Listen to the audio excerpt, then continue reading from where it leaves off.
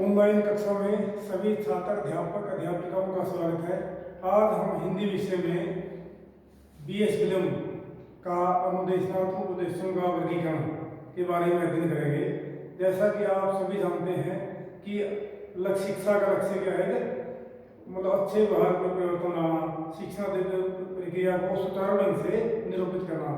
तो इसी संदर्भ में पहले आपको बताया गया है कि शिक्षण अधिगम के बारे में काफ़ी से विस्तार से बताया गया है कि शिक्षा क्या है, अधिगम क्या है, ये तो आप सभी को पता है।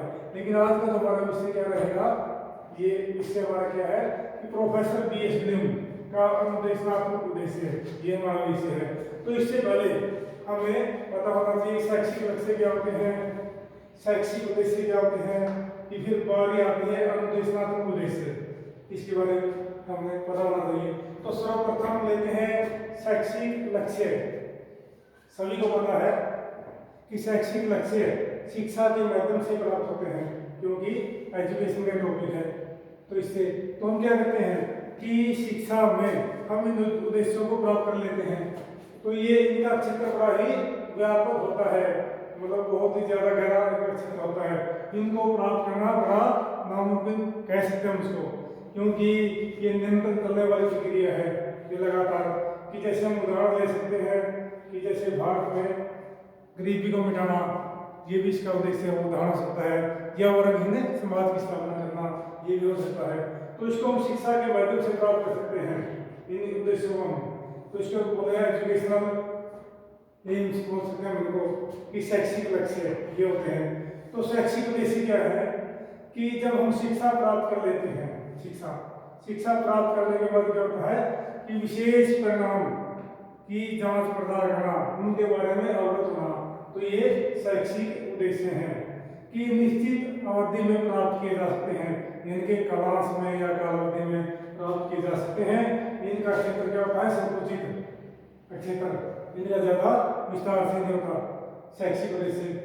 इसके बाद जैसे हम कहते हैं फिर अनुदेशात्मक उद्देश्य, तो इसके बारे में हम क्या करेंगे कि जो पूरी शिक्षण व्यवस्था प्राप्त करने के बाद कि जब छात्र अध्यापक अध्यापिकाएं पूरे ही मतलब निपुण हो जाते हैं कि शिक्षक के जो दायित्व है उसकी जो अनुपालना है उनको हम पूर्णतः प्राप्त कर लेते हैं।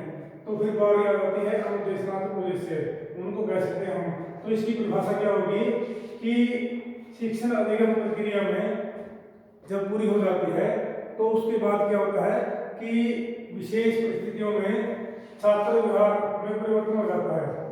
कि जैसे हम कहते हैं ना कि एक शिक्षक है, एक प्रशिक्षक है, कि जब वो पूर्णतः प्राप्त कर लेता है कौशल को, तो उसके अंदर एक व्यवहार में बदलाव आ जाता है कि वह अपने आप को एक आदर्श मॉडल समझने लग जाता है।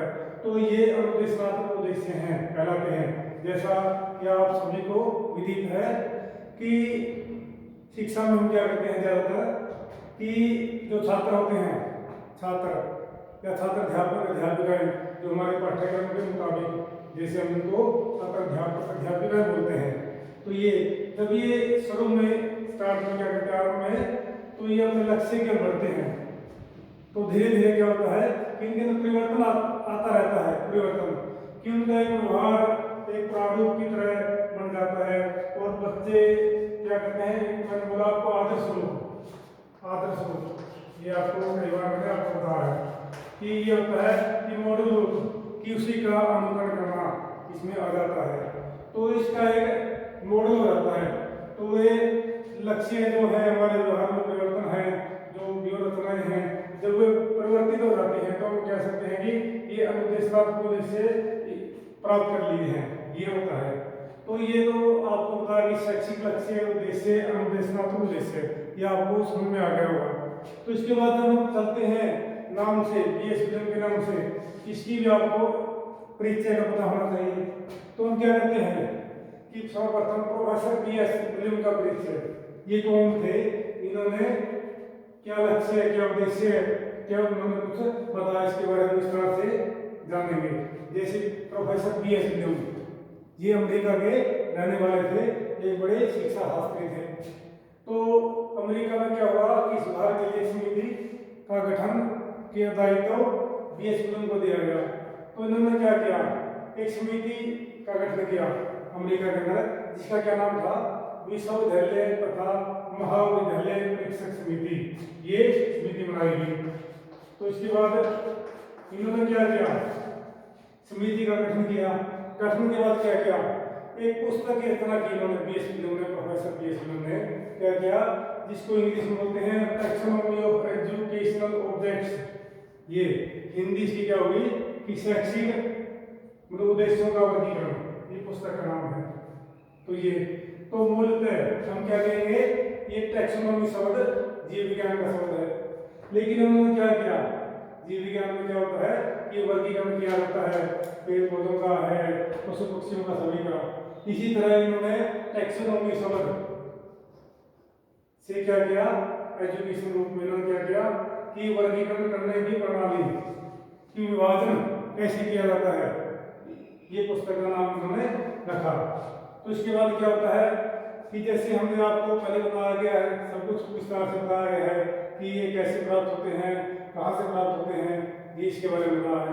जब हमारी आती है अनुदेशात्मक उद्देश्यों का वर्गीकरण, कि बीएस विलियम उसके सहयोगियों ने क्या किया कि इनका वर्गीकरण किया, मतलब अनुदेशात्मक उद्देश्यों का। तो जैसे क्या आता है कि उन्होंने 3 भाग किए उन्होंने, प्रथम ज्ञानात्मक पक्ष, दूसरा भावात्मक, तृतीय पक्ष क्रियात्मक पक्ष। ये बच्चे के व्यवहार परिवर्तन के संदर्भ में या शिक्षण अधिगम के संदर्भ में इन्होंने इसका वर्गीकरण किया है। तो ये जब हम कहते हैं कि ज्ञानात्मक पक्ष की नाम से सर्वविदित है सभी, ज्ञानात्मक पक्ष कि ज्ञान संबंधित उसके दृष्टिकोण, उसके विचार इसमें आ जाते हैं कि शिक्षण व्यूहरचना में किन किन माध्यम से उन्होंने अपने चिंतन को, तर्क को, भाव को बढ़ा, ये मतलब उसके अंदर आ जाता है। तो जैसे प्रथम हम बोलते हैं ज्ञान कि ज्ञान का सभी को पता होना चाहिए, ज्ञान क्या होता है, जिसको हम इंग्लिश में बोलते हैं नॉलेज। कि ज्ञान क्या है कि जो तथ्य होते हैं पूर्व अनुभव पर, जिसको हम बोलते हैं पूर्व अनुभव, ये पूर्व अनुभव से प्राप्त तथ्य, इनको हम ज्ञान कहते हैं। कि जितना हमारा अनुभव है, जितना हमारा पहले का अनुभव है, उसको हम क्या कहते हैं कि आगे प्रतिपादित करते रहते हैं, तो उसको हम बोलते हैं ज्ञान। कि इनको बहुत ज्यादा ज्ञान है, इनको ज्ञान की प्राप्ति हुई है, ये होता है ज्ञान। तो इससे ज्ञानात्मक पक्ष में जोड़ दिया जाता है कि ज्ञान कितना प्राप्त किया बच्चे ने। जैसे हमारा बोध कि बोध यानी कि समझ, कि जैसे हम क्या कहते हैं कि बोधात्मक परीक्षण के कई बार प्रश्न हल करने पड़ते हैं। कि कई बार क्या होता है, कोई गणित है उसमें क्या करते हैं, गणित होता है तो उसमें बोध परीक्षण किया जाता है। तो बोध तो मुख्य बोध क्या होता है कि समझ, कि जैसे हम ज्ञान को प्रतिपादित कर लिया हमने, तो इसके बाद हम करते हैं बोध, तो कितनी समझ है, कितना चिंतन है इसके अंदर, ये होता है कि कितने मतलब ये तर्क है, शक्ति है इसके अंदर, ये कुछ बोध में जाता है। जैसे हम क्या करते हैं अनुप्रयोग कि जैसे हम कोई चीज, कोई वस्तु क्या करते हैं, गठन करते हैं, दोबारा फिर उसका प्रयोग कर लेते हैं, एक्सपेरिमेंट जिसको हम बोलते हैं, फिर प्रयोग करना। तो अनुप्रयोग क्या है, अनुप्रयोग होता है कि प्राप्त ज्ञान का दोबारा से प्रयोग करना, कि जितना हमने ज्ञान प्राप्त किया है उसको रिवाइज करना, अनुप्रयोग है रहता है ये। जैसे फिर आता विश्लेषण, तो विश्लेषण में क्या है कि मतलब हम क्या करते हैं, वर्गीकरण क्या होता है कि हम उनको जोड़ते हैं। जैसे आती है कि हम सर्वप्रथम प्राथमिक स्तर पर क्या करते हैं कि बच्चे को पहले हम क्या करते हैं कि वर्ण सिखाते हैं, फिर ध्वनि, फिर क्या है स्वर, फिर व्यंजन, इसके बाद क्या है छोटे छोटे वाक्य, इसके बाद हम पूरे मतलब सार्थक शब्द सिखाते हैं, पूरी शब्दावली का मतलब पूरा ज्ञान कराते हैं। तो विश्लेषण, तो वर्गीकरण कर लेते हैं, तो उनसे क्या है कि अधिगम स्तर ज्ञान के माध्यम से बढ़ता रहता है, तो हम इसको बोलेंगे विश्लेषण। जब बारी आती है संश्लेषण की, संश्लेषण यानी कि जोड़ना क्या है कि पूर्व अनुभव का ज्ञान है कि हम नवीन ज्ञान से जोड़ते हैं। तो जैसे क्या होता है कि छोटी छोटी कक्षाओं में हम क्या करते हैं कि हमने वहाँ क्या किया आपको विश्लेषण में ये वर्गीकरण कर दिया कि हम उनको मतलब जोड़ दिया, लेकिन हम ये क्या करते हैं, ये इनको अलग अलग से निकाल कर भाग में बांट देते हैं कि इनको हम इसमें क्या करते हैं कि विभाजन कर लिया, इसमें हम क्या करते हैं जोड़ते हैं कि पूर्व ज्ञान को नवीन ज्ञान से जोड़ते हैं। ये आ जाता है संश्लेषण करना। जैसे मूल्यांकन, मूल्यांकन में क्या होता है, ज्ञानात्मक पक्ष में होता है कि वास्तव में मूल्यांकन क्या होता है कि किसी चीज को मतलब आंकना, कि जैसे हम क्या करते हैं शिक्षा में आंकलन क्या है, मूल्यांकन क्या है कि जो शिक्षण अधिगम किया है कि अध्यापक ने क्या पढ़ाया है, बच्चे ने क्या अनुभव किया है, तो उसका हम प्रतिपादित किससे करते हैं, मूल्यांकन से। तो ये मतलब इसको बोल सकते हैं उपयोगिता की जांच, इसको मूल्यांकन को, क्योंकि ये मुख्य बिंदु होता है शिक्षण की रचना में। तो मूल्यांकन के माध्यम से हम क्या करते हैं कि उसके विज्ञान के जितने पक्ष हैं कि बौद्धिक पक्ष है, तर्क शक्ति है, कल्पना शक्ति है, उनको हम उसको प्रतिपादित करते रहते हैं मूल्यांकन के अंदर। क्या जाता है जब आती है भावात्मक पक्ष कि मतलब ये ज्ञान से थोड़ा पर्यटन होता है कि जैसे हम क्या करते हैं कि ये प्राथमिक स्तर पर बच्चा क्या करता है, इनको मतलब अपने ज्ञान के माध्यम से प्राप्त करता है, लेकिन इसके में क्या आ जाएगा कि भावात्मक कि इसके अंदर कितना अडॉप्ट किया, मतलब कितना आगे उसने बढ़ाया, ये आ जाएगा। जैसे हम क्या कहते हैं कि कोई ग्रहण करना होता है, कोई चीज प्राप्त कर दी हमने, तो उसका हम क्या करते हैं कि बच्चे ने कितने प्राप्त की, ग्रहण करना, तो उसके बारे में वो कितना जानता है, कितनी रिसीविंग पावर उसकी, ये ग्रहण आ जाता है, ये ग्रहण करना होता है। जैसे हम क्या करते हैं इसके बाद हम कहते हैं अनुक्रिया करना, कि जो ग्रहण किया है कि प्रतिक्रिया करना, कि प्राप्त ज्ञान को मतलब आगे मतलब इकाइयों में बांटना या बांटना या इसकी प्रतिक्रिया करना या इसका विभाजन करना या इसको अच्छे ढंग से बताना, ये अनुक्रिया कि जिसको हम कहते हैं कि उद्दीपन करना किस मान होता है, इसको आगे आगे बांटता रहता है, अनुक्रिया करता है। जैसे मैं आपका आंकलन, आंकलन भी मतलब मूल्यांकन से परिवर्तित होता है कि हम क्या करते हैं योगदान डालते हैं, इसको हम निरीक्षण करते हैं कि बच्चे के अंदर आंकलन की स्थिति कैसी है, किस ढंग से वो निरीक्षण कर सकता है। कि जैसे छात्र अध्यापक क्या करता है कि अध्यापक की क्रियाओं का निरीक्षण कि उसी के अनुरूप मतलब उसके मन में ये विचार आते रहते हैं, तो इसको बोलेंगे निरीक्षण करना कि वह कैसे करता है बच्चा, ये मतलब कोई प्रतीक लगाओ छात्र अध्यापक ज्ञान में आ जाता है ये। इसके बाद जैसे बोला मैंने आपको संचित करना, कि संचित करना, संचित करना क्या है कि जितना उसका अनुभव है, उसका ज्ञान है, उसको क्या करता हो कि एक पद्यांश में क्या करता है उसको इकट्ठा कर लेता है, जिसको हम शब्दकोश बोलते हैं।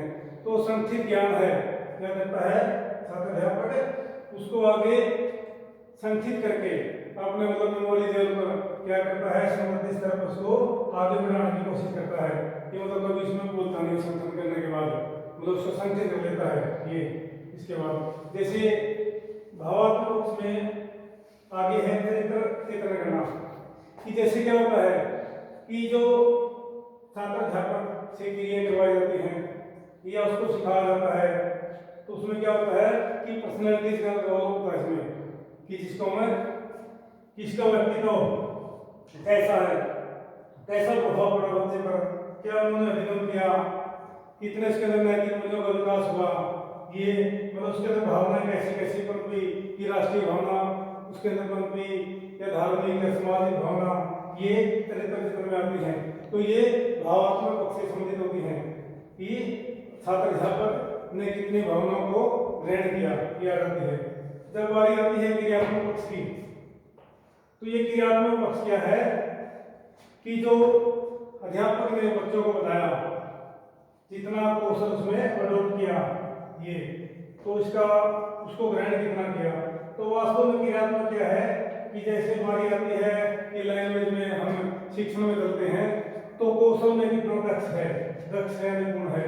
जैसे कि क्या होता है कि बच्चे में हम बोलते हैं कि सामान्यतः सुनना, बोलना, पढ़ना, लिखना, ये चार, ये मतलब भाषी कौशल होते हैं चार।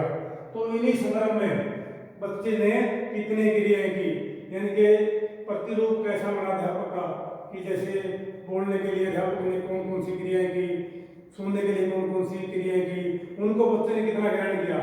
क्योंकि अध्यापक का सब क्या होता है क्रियात्मक में कि कभी दाएं कभी बाएं, कभी मौन वाचन करना, कभी सहस्वर वाचन करना, कभी हाथों को इशारे से पढ़ाना, कभी आंख के इशारे से बच्चों को बिठाना, ये मतलब अनेकों क्रिया होती हैं। इनको क्रियात्मक पक्ष से जोड़ते हैं। तो ये क्रियात्मक पक्ष है।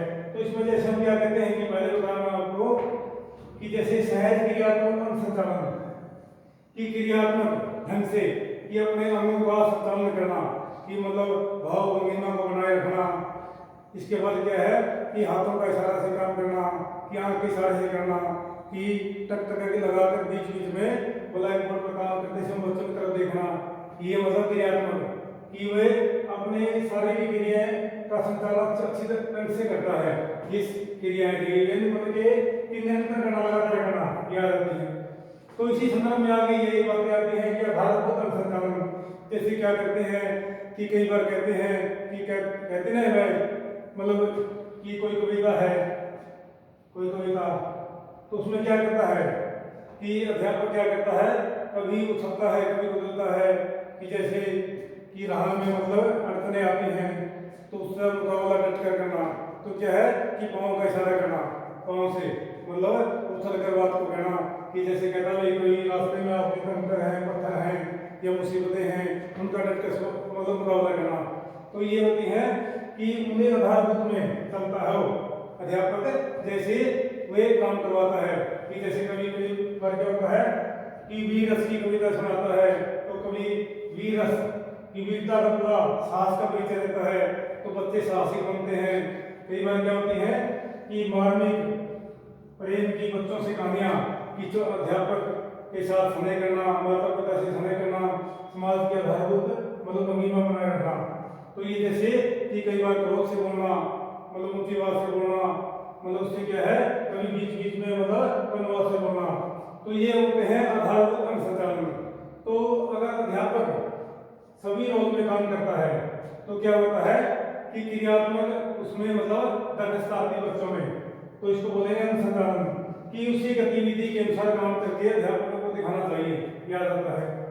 उसी के इसके बाद जैसे हम कहते हैं प्रत्यक्षीकरण, कि उसको प्रत्यक्ष से करके दिखाना, कि बीच बीच में अनुक्रियाएं, जैसे क्या होता है कि बीच बीच से अध्यापक क्या करता है बच्चों को उठाता है कि आप कोई क्रिया करके दिखाएं, अध्यापक का मॉडल करके दिखाना। ये क्योंकि मेन जो हमारी शिक्षण व्यवस्थाएं है क्या है कि प्रतिरूप होता है अध्यापक बच्चों के लिए, छात्र अध्यापक के लिए, उसी का अनुसरण करते हैं बच्चे।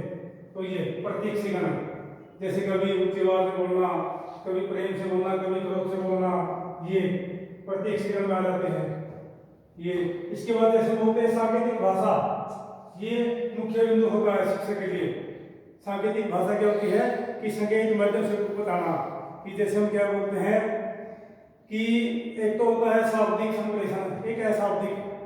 शाब्दिक संप्रेषण क्या होता है कि शब्दों का प्रयोग करना, कि बोलना, वाक्य प्रयोग करना, बच्चों को बोलकर बताना, ये शाब्दिक है। कई बार जैसे क्या है कि अशाब्दिक, कि क्या होता है कि हम हाथ के इशारे से बैठने का इशारा करना है, तो हम क्या करते हैं कि बैठ जाओ की जगह ऐसे हमने कर लिया, कभी प्रयोग कर लिया, मतलब अशाब्दिक है। कई बार चुप करने के लिए क्या है अध्यापक क्या करता है कि मौन वाचन करता है 2-3 सेकंड तक, उसके बाद उसका प्रभाव पड़ता है। या बच्चे की तरफ मतलब क्या होता है टक टक ये लगाकर मतलब थोड़ी देर के लिए देखना, उससे भी सांकेतिक संप्रेषण होता है। तो ये कई ऐसे माध्यम हैं जो शिक्षक या अध्यापक क्या करता है छात्रों के सामने प्रदर्शित करता रहता है। तो ये जो हमारा BSPM का विज्ञान क्या है कि बच्चों में उद्देश्यों को प्राप्त करने का क्या है माध्यम है, कि बच्चे कैसे निपुण होंगे, कि बच्चे कैसे सीखेंगे।